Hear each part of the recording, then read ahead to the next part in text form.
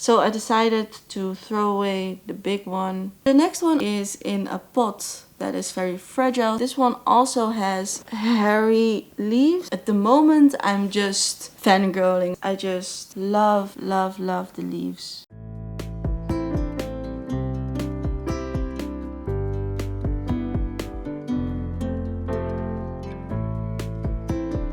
Hi, I'm Mailou from Plants by Lulu and welcome on my channel. If you haven't already, please subscribe and join the Lulu gang. Well, I don't know how to call you guys yet. For now, I think it's Lulu gang, but if you have an idea, please let it know in the comments down below.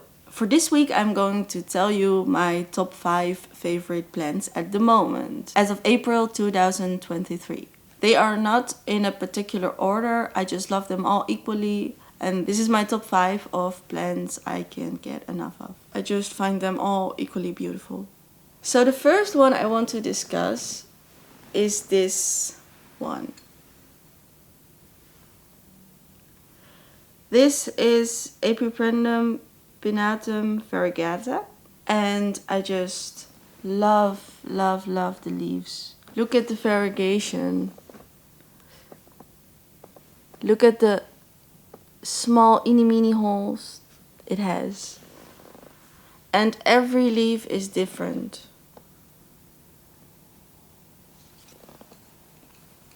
I just find this one so beautiful, and I also find him beautiful more mature as he grows.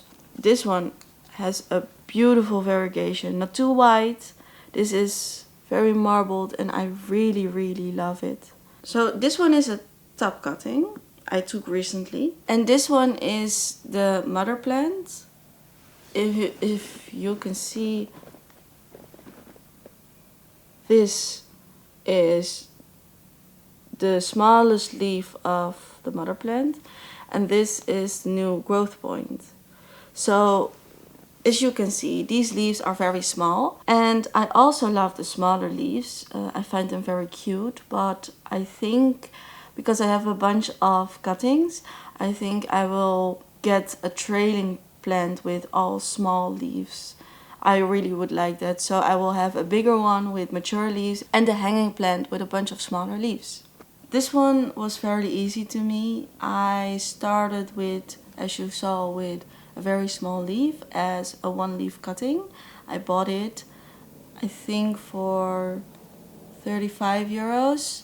And then I just put it behind a Monstera Thai constellation leaf, and in half a year it grew immensely. So I potted it up again and again and again, and then it was too tall for its stick where he was growing on. So I elongated a stick with another stick, and when he outgrew that one, I chopped him off. And I'm so in love with his shape and with his smaller fenestration holes and his bigger fenestration and how he marbles. I just really love this one.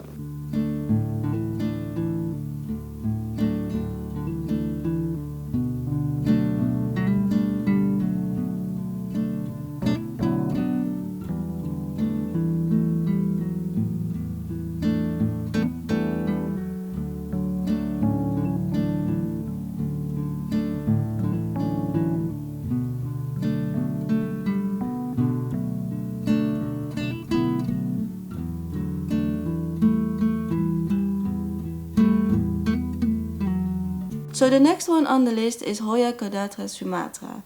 And I can't grab this one because he is in a pot that is very fragile, so I would not pick him up. But I can show you a few shots of him. I really like this plant because his leaves. For my Hoyas, I often really do not care what the bloom is. I just like the blooms because I can photograph them nicely, but I care more for the leaves. I already explained it in a top 5 Hoya video, but these leaves are phenomenal. They are kind of hardy, kind of hairy, they are silvery, they are kind of not rubbery but sort of matte with also relief. They have ruffles at the end of some leaves. They make larger leaves, smaller leaves. I just love all the leaves of this plant. I love the shape he's growing into, and this is one of my all-time favorite plants. I think for a while now, and also I think this will be one high on my list in the future.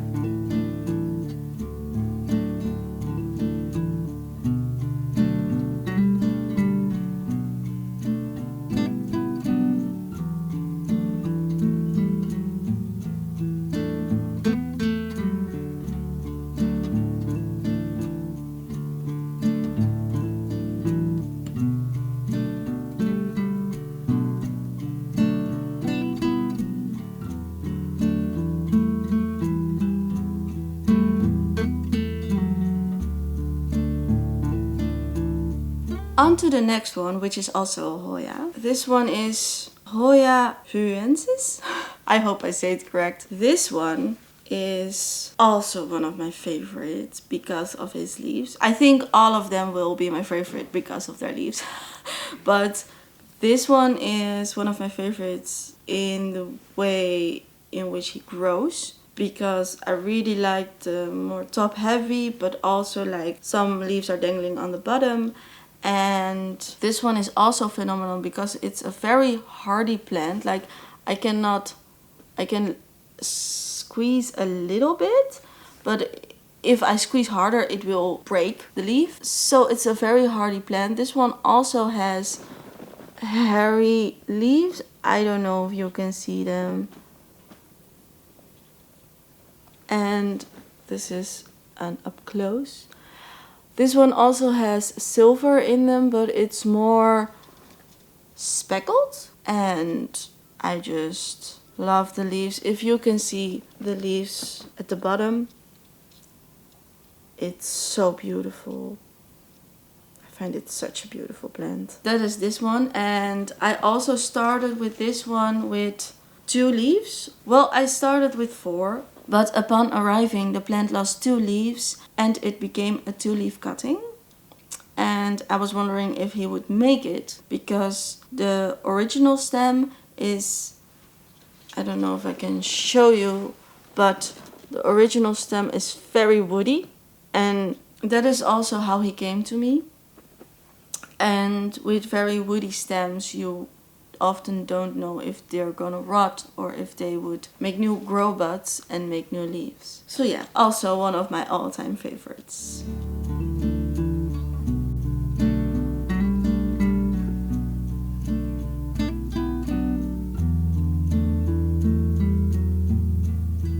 Then the next one is my Philodendron Pastazanum Silver.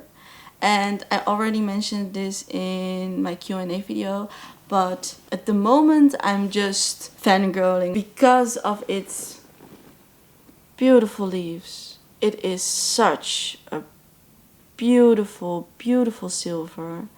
And I just almost cannot believe it, how silver this plant is. And how shiny, because I think the camera won't do it justice, but it is so shiny. Also when the sun is out, which is not at the moment, but when the sun is out, it will just shine. The silver will just shine. So that's why I love this plant. And it has a new growth point. I don't know if you can see it, but it has a new growth point. And I'm very excited how big the new leaf will be.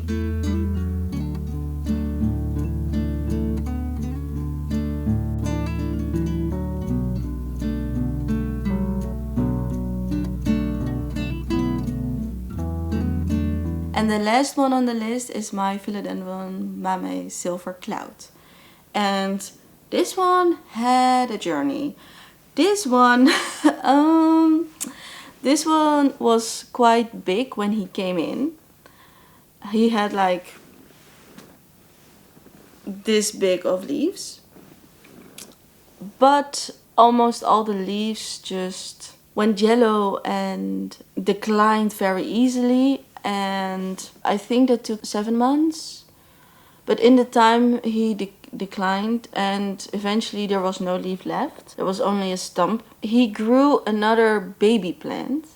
And the mother plant was very, very silvery, and the leaves were very, like, there were big sectorial pieces that were silver. But I decided that one didn't make it. Also, I separated them, and the big one had almost no roots, while the smaller one had roots. So I decided to throw away the big one, and well, it wasn't really a big one, it was just a stump. And to sort of propagate this one on its own, in its own container. And if you can see, he has still a little bit of silver in him, but I think these leaves are too immature to have a lot of silver in them. I still like them. They remind me a little bit of a Brentianum, and that's one of the plants I just can't seem to grow because they need a lot of humidity, and I don't want to keep up with that. So I tried Brentianum a bunch of times, but after 3 times, because of my rule, I stopped, and this one in its smaller form looks a bit like a Brentianum. Well, the Brentianum is more silvery and this is more green, but I think it looks a little bit like that.